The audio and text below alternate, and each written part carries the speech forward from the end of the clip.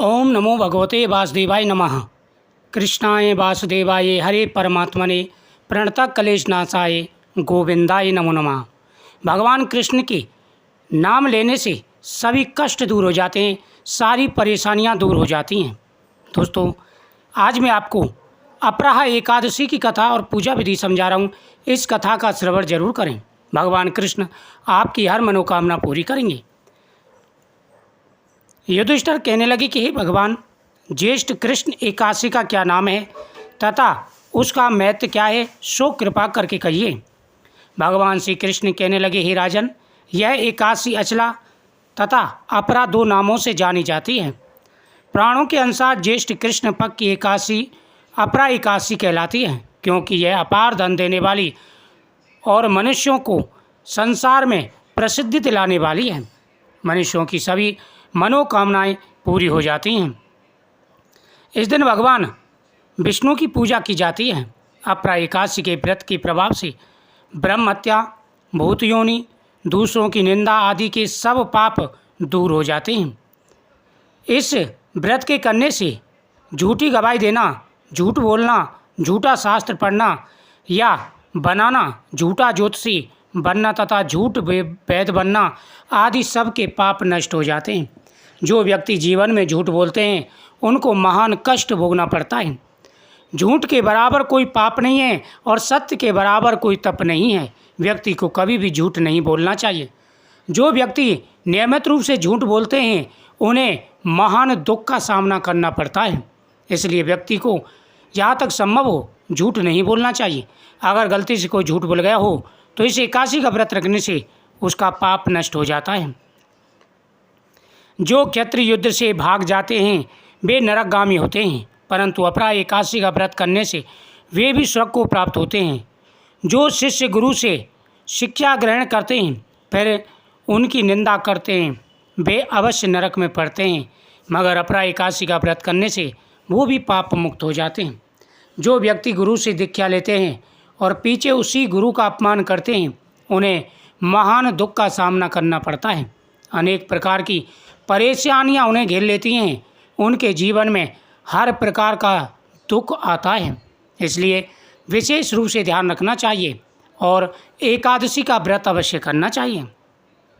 इस दिन सुबह स्नान करते समय जल में गंगा जल डाल करके स्नान करें। ओम नमो भगवते वासुदेवाय नमः मंत्र का जाप करते हुए भगवान कृष्ण का पूजन करें। लड्डू गोपाल जी को स्नान कराएं। स्नान का जल अपने मस्तक पर छिड़कें, पूरे घर में छिड़कें। भगवान को तुलसी पत्र अर्पण करें और भगवान के सामने कृष्णाय वासुदेवाय हरे परमात्मने प्रणतः क्लेशनाशाय गोविंदाय नमो नमः इस मंत्र का जाप करते हुए भगवान को प्रणाम करें। भगवान के सामने नैवेद्य समर्पित करें। जो फल तीनों पुष्कर में कार्तिक पूर्णिमा को स्नान करने से प्राप्त होता है, जो फल प्रयागराज में सूर्य के मकर संक्रांति पर आने से, यानी सूर्य के मकर में आने पर जो मकर संक्रांति का पर्व आता है, जो उस समय प्रयागराज में स्नान करने से जो फल प्राप्त होता है, शिवरात्रि का व्रत करने से जो फल प्राप्त होता है, सिंह राशि के बृहस्पति में गोमती नदी में स्नान करने से जो फल प्राप्त होता है, कुंभ में केदारनाथ के दर्शन या बद्रीनाथ के दर्शन करने से जो फल प्राप्त होता है, सूर्य ग्रहण में कुरुक्षेत्र में स्नान करने से, स्वर्ण दान करने से अथवा अर्ध प्रसूता गोदान करने से जो फल मिलता है, वही फल अपरा एकादशी के व्रत से प्राप्त हो जाता है। यह व्रत पाप रूपी वृक्ष को काटने के लिए कुल्हाड़ी है, पाप रूपी ईंधन को जलाने के लिए अग्नि है, पाप रूपी अंधकार को मिटाने के लिए सूर्य के समान है, मृगों को मारने के लिए सिंह के समान है। अतः मनुष्य को पापों से डरते हुए इस व्रत को अवश्य करना चाहिए। अपरा एकादशी का व्रत कथा तथा भगवान का पूजन करने से मनुष्य सब पापों से छूटकर विष्णु लोक को प्राप्त होता है। इसकी प्रचलित कथा के अनुसार प्राचीन काल में महिध्वज नामक एक धर्मात्मा राजा था। उसका छोटा भाई वक्रध्वज बड़ा ही क्रूर, अधर्मी तथा अन्यायी था। वह अपने बड़े भाई से देश रखता था।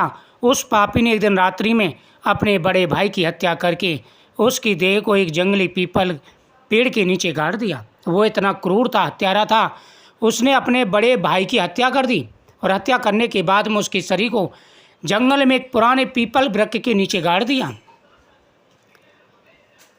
वह पीपल वृक्ष के पेड़ पर प्रेत बन करके रहने लगा और अनेक प्रकार के दुखों को भोगने लगा।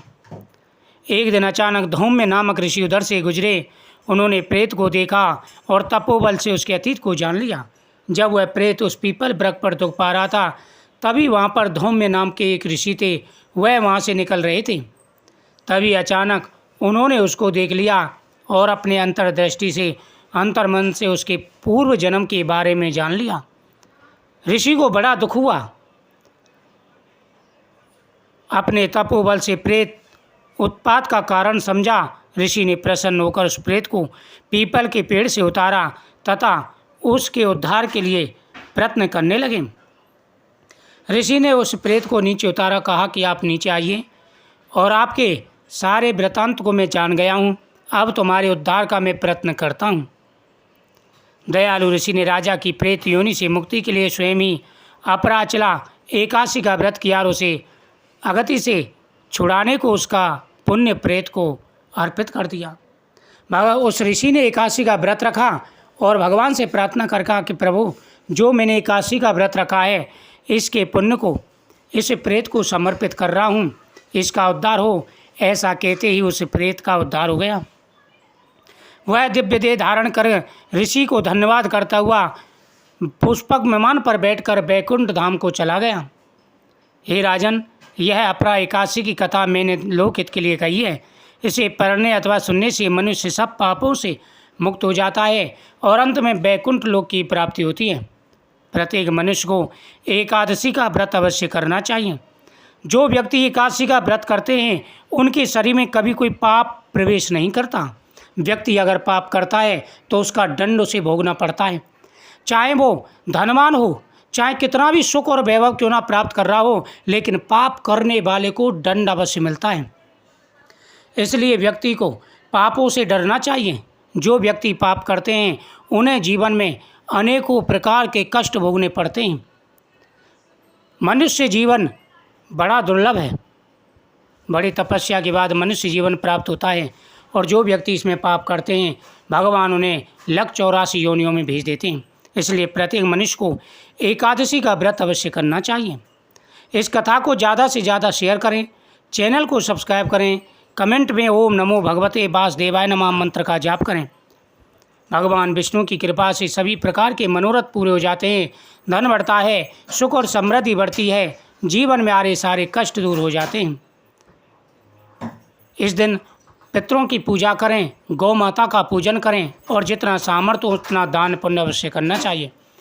ओम नमो नारायणाय नमः। ओम नमो भगवते वासुदेवाय नमः। वीडियो को ज़्यादा से ज़्यादा शेयर करें, कमेंट में ओम नमो भगवते वासुदेवाय नमः जरूर लिखें। भगवान विष्णु आप सभी की मनोकामना अवश्य पूरी करेंगे। ओम नमो भगवते वासुदेवाय नमः।